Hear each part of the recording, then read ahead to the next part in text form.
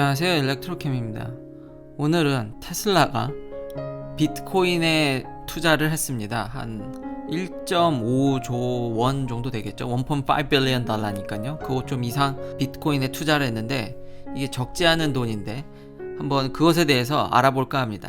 알아볼까 하는데 제 의견은 극히 일부분이고 개인적 생각과 제가 보는 관점에서 그렇다는 거지. 그러니까 이런 부분이 있기 때문에 이렇게 테슬라가 비트코인에 관심이 있다 정도라고 이해하시면 좋을 것 같습니다. 시작하기 앞서 어제 그런 쿠키 영상을 많이 좋아해 주셨는데요. 오늘 이런 기사를 제가 보고 조금 가슴이 아팠습니다. 이게 삼성폰을 사는데 좀 주저주저하게 하는 부분인데요. 한국에서는 이렇지 않겠지만 미국에서는 삼성폰의 중고 가격이 정말 이게 방어가 전혀 안 됩니다. 그리고 날이 갈수록 이 흐름이 너무 빨라져서 약간 이게 두려웠는데 역시나 나오자마자 2주도 안 돼서 200불을 깎아버리는. 물론 S21은 이게 당연히 그 벤더 파는 회사에 따라 다릅니다. 뭐 통신사에 따라 다르고 뭐 아마존에서 살 수도 있고 자급제 폰으로 살 수도 있고 뭐 여러 가지 미국도 루트가 있는데 거기에 따라 다르지만 최대 200불까지 나왔는데 2주도 안 돼서 가격을 하락시켰다라는 거는 아이폰 대비해서 이건 너무 가슴이 아픕니다. 자, 오늘 본론인 테슬라가 이 비트코인 산 이야기를 해볼까 하는데요. 지금 더 재밌는 일은 이게 사실 핵심이라고 저는 생각이 되는데 앞으로 테슬라 차량을 비트코인으로 결제가 가능하게 하겠다는 겁니다. 테슬라라면 곰곰이 생각해보니까 지금 전 세계 차를 팔고 있기 때문에 비트코인에 관심을 안 가질래 안 가질 수 없을 거라고 생각을 합니다. 당연히 테슬라가 그렇게 적지 않은 돈을, 물론 언제 샀는지는 테슬라가 밝히고 있지 않습니다. SEC에 이렇게 큰 돈을 쓰면은 회사는 그걸 공개해야 될 의무가 있기 때문에 어느 타이밍에 샀는지는 모르겠지만 지금 공개된 걸로 봐선 좀 전에 산 걸로 보여지죠. 대충 윈도우가 이 전으로 이제 보이는 건데 오늘 그런 소식이 들리니까 무려 20% 넘게 상승을 했고요. 그리고 최고점을 뚫었습니다. 47,000불을 지금 처음으로 뚫었는데 테슬라 주식은 뭐 살짝 오르는 큰 변화는 없지만 야금야금 그래도 올라가고는 있습니다. 테슬라가 이 비트코인을 일종의 결제 수단으로 생각하게 된 이유는 제 생각으로는 이 화폐로서 전 세계적으로 쓸 수 있는 화폐로서 가치가 매우 높다고 판단을 했을 거라고 생각합니다. 그렇기 때문에 저렇게 투자를 한 거고 앞으로 결제도 가능하게끔 만든다는 거죠. 비트코인은 사실상 카피가 매우 힘듭니다. 각 코인마다 레저가 있어가지고 그 코인 하나의 정보를 이렇게 조작할 수는 있을지언정 그 코인의 정보가 다른 코인에도 다 저장되어 있기 때문에 사실상 그 플랫폼이 각 코인의 유니크함을 증명합니다. 그래서 중앙은행이 필요가 없는 것이죠. 이렇게 되면 손쉽게 자신만의 세계 안에 그 화폐를 만들 수가 있게 됩니다.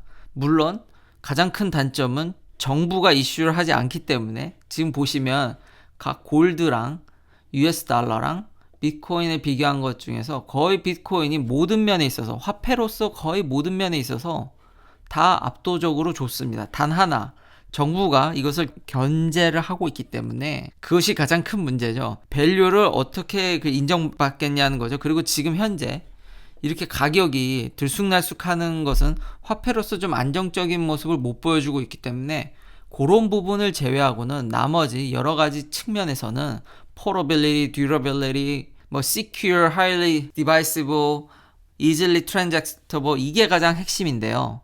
여러 면에서 이제 좋은데 이 인터내셔널 거래에 있어서 만약에 한국에서 미국으로 돈을 송금한다든지 미국에서 한국으로 돈을 송금한다든지 사실 중앙에 거쳐가는 은행이 많습니다. 크게 제가 알기로는 3가지 루트가 있는데 이 은행들이 연합해서 만든 루트와 이 시티은행이 갖고 있는 그 시티은행망 그리고 이제 다른 제3으로 가는 이제 망인데 대부분 그 은행 간 직접 거래가 아니라 중간 은행들이 굉장히 많습니다. 거기에서 이제 수수료가 많이 나갑니다. 그리고 수수료만 나가는 게 아니라 중간에 이런 거쳐가는 은행들 때문에 시간도 오래 걸립니다. 근데 반면에 비트코인으로 보내게 되면은 순식간에 원하는 상대한테 바로 보낼 수 있겠죠. 그 코인이 가는 거기 때문에 현격히 그 중간 수수료를 절약할 수 있게 됩니다. 그러니까 돈의 이동이 굉장히 자유로워지는 거죠. 전 세계적으로. 테슬라는 차를 전 세계적으로 팔고 있기 때문에 그런 면에 있어서 이런 비트코인의 매력을 느끼지 않았나.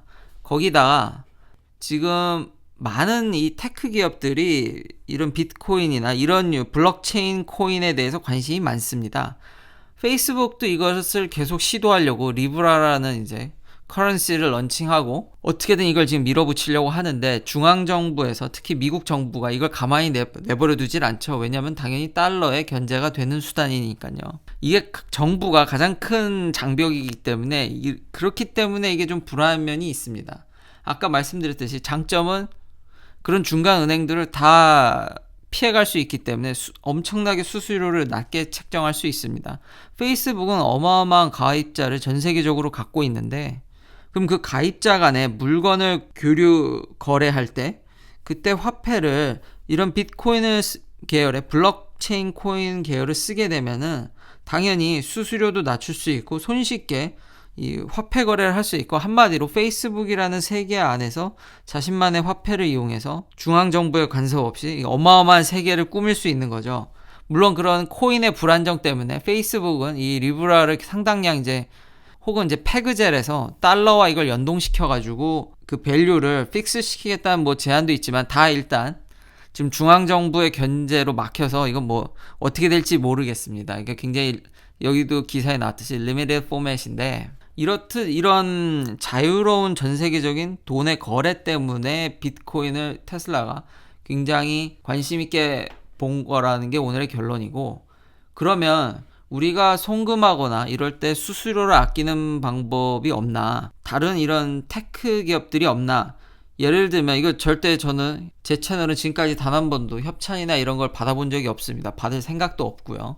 트랜스퍼와이즈라는 이런 계열의 회사들도 있습니다. 론 바런 같은 할아버지는 굉장히 좋게 보고 뭐 이유에 대해서 좀 더 알고 싶다 하지만 그렇게 반대하는 분은 없지만 뭐 게리 블랙이라든지 다른 분들은 또 심지어 주식까지 청산해버리는 이런 일이 있었죠. 그래서 지금 의견이 지금 분분한데 살짝 그거의 중간 단계로 그러니까 요즘은 이런 식으로 해서 수수료를 아낀다는 거죠. 그 거래를. 그러니까 송금하는 정보를 이용해서 실제로 이 중간은행이 돈을 너무 많이 먹으니까 분명히 미국에서 제가 한국으로 쏘고 어떤 분이 한국에서 미국으로 쏜다면 그런 데이터들을 모아서 각자의 어카운트를 두고 이제 돈 보내려는 분들한테 돈을 받고 누군가 여기서 또 원화를 그러니까 달러를 쏜다 그러면 그분한테 원화로 이렇게 쏘는 거죠. 반면에 미국에서 이분이 어떤 A라는 분한테 이제 돈을 쏜다 그러면 이 어카운트에서 나가는 거죠. 이런 정보를 이용해서 양쪽에 한국과 미국의 어카운트를 두고 거기서 돈을 이동하게 만드는 겁니다. 그러니까 실제로 이 사이에는 돈이 거래되지 않죠. 물론 이 거래에도 단점이 있습니다. 너무 일방적으로 한쪽으로 돈이 막 쏠린다든지 이러면 대응하기가 쉽진 않겠죠. 그러니까 상당히 안정적인 이런 화폐 흐름이 있는 국가끼리라든지 혹은 그만큼 자기가 버퍼에 잘 마련해 놨다면 그러면 가능하겠지만 그런 물론 단점이 있긴 하지만 이런 시스템을 좀 구축해 놓으면은 그런 수수료를 피해가는 방식도 돈을 송금하는데 이런 방식도 있다라는 겁니다. 그래서 이제 수수료를 굉장히 낮출 수 있다. 그리고 여기 페이팔 피랑 비교가 돼 있는데 이 페이팔이 당연히 일론 머스크가 관여된 회사였습니다. 뭐 지금은 아니지만요. 그래서 이것을 좀 이제 알아보게 됐고요. 그래서 제 개인적인 의견은 좀 너무 좀 빠르지 않았나. 저 역시도 기술적 흐름 때문에 이런 전 세계적인 자유로운 화폐 흐름을 막기라는 힘들 거라고 생각이 됩니다. 항상 제 개인적으로는 기술이 모든 것에 좀 더 선행한다고 저는 생각을 하기 때문에 그렇지만 현재는 조금 너무 빠른 게 아닌가라는 생각도 듭니다. 아직 이 블록체인 코인들이 조금은 그러니까 좀 정리가 안 된 난무하고 있고 그러니까 코인 포크라 그래가지고 뛰쳐나갈 수가 있다라든지 쉽게 그 코인을 생성할 수 있습니다. 이제 변수를 정하면 당연히 그 세계 안의 코인에선 당연히 유니크한데 예를 들면 비트코인 캐시도 있거든요.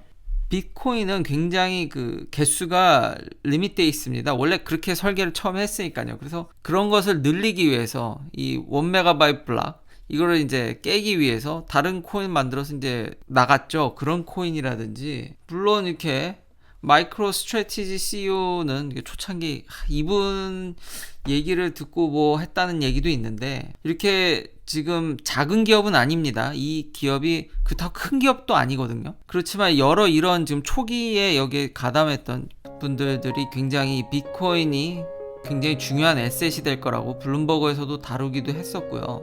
뭐 이런 의견도 있지만 여전히 이번 정부에서는 쉽지 않을 것 같다라는, 그러니까 비트코인이 좀 일리걸 파이낸싱에 쓰인다든지 아니면은 뭐 허가를 해줘도 제한적 허가라든지 여전히 견제가 있기 때문에 이번 테슬라의 투자가 조금 빨랐던 게 아닌가. 근데 정말 일론 머스크의 그런 행보는 정말 예측이 불가능하다는 점을 오늘도 다시 한번 깨달았습니다.